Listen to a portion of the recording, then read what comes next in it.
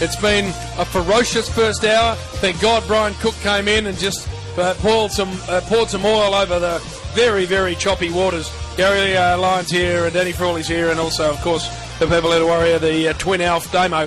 But what we need to do now, Garry, is welcome another very important part of this setup and another integral part of Monday night. Yep. And I speak of former All-Australian himself, Western Bulldogs star Luke Darcy. Hello, Duke. Hello, Jim, and the Wolf and Warrior and the team. Great to be here. Been an unprecedented night for me. And, you know, I listened in on the way in the car. I nearly drove off the road when I heard Damo talking about himself on SEN. Yeah, we'll get to you in a minute, though. Get it out of the way now. I just remember him when he had the big Coke bottles. He was a pimply-faced 18-year-old journalist to come around and quietly ask for a quote as a player. Now we've got this out-of-control media goliath who tramples everyone in his path. Weren't you listening before, Garry? I did, yes. It's an extraordinary turnaround. Thomas?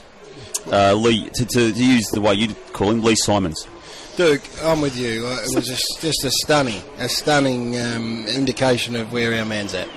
And I'm happy to explain the All-Australian because... please do. You need to. We are united as a selection committee, and so I won't turn on any of the other panel members there, but I will just give an insight. Before we went on to the show, Spud grabbed Big Mark Rasciuto, he grabbed Lingy, and he grabbed Glenn Jakovich and I. He said, I'll get us off to a real good start.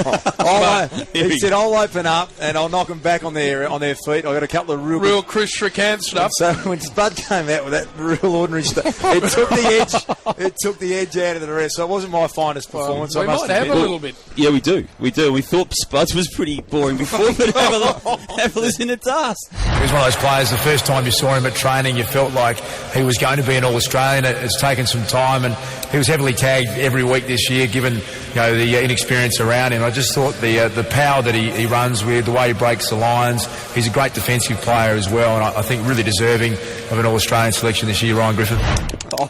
Some insight there. Well, what about that for insight? It's a thankless task that night, I promise you.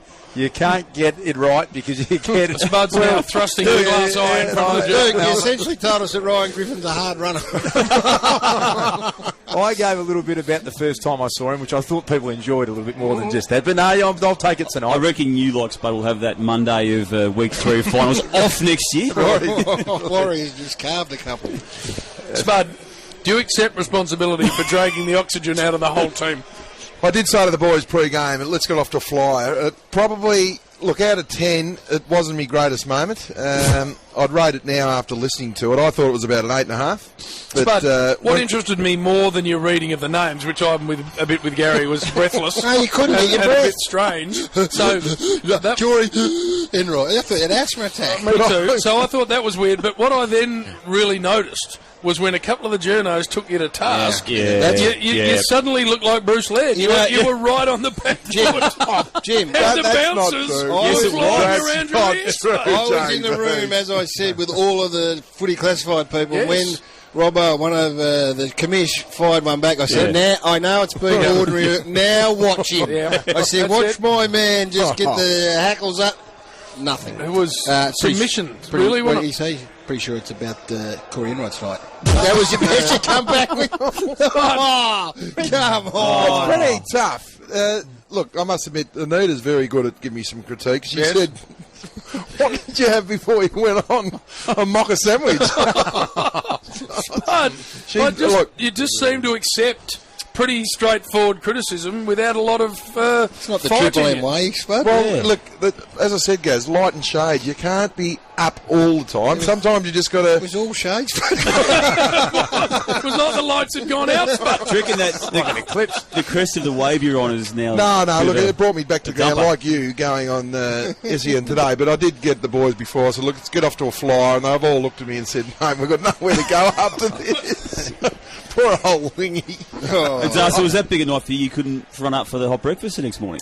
No, I've had a little bit of a flu, Damo, a little bit of a throat issue, but no problems there, Damo. Able to push on and ready to roll tonight. The 22, we copped a little bit of criticism, and that's fair enough. It's very hard to fit 40 into 22 or 80, Dars. And the Ryan Crowley one was a good point in case. Staggering. It's a case in point stuff. Yeah, that's right. So discussed this about round 12 and 13. Yeah, but anyway, Ruffles got his eye in. It was interesting with that one, and who do you leave out? That's the question. And Daniel Wells was who did you feel discussed most for a long time. uncomfortable? And not having to go to, because I agree. Was Crowley the most unlucky? No, he wasn't even in the 40. He wasn't in the 40. He was discussed for a long time, wasn't he, Dus? I reckon the most unlucky for me was Nate Fyfe. I think he, on his year, could easily have been in that team, but not easy.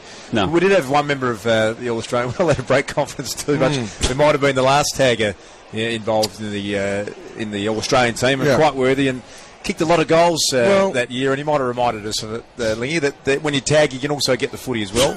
Right. It did rain on it a bit, Lingy, actually. I think it was about 35 goals. I think he said off the top of his head he kicked 35, and that is what you need from Australia. You wouldn't meet a better bloke than Lingy. It's a thankless task, boys. No, it is. You didn't quite nail it, but you did. You did the best you could, and that's all that matters.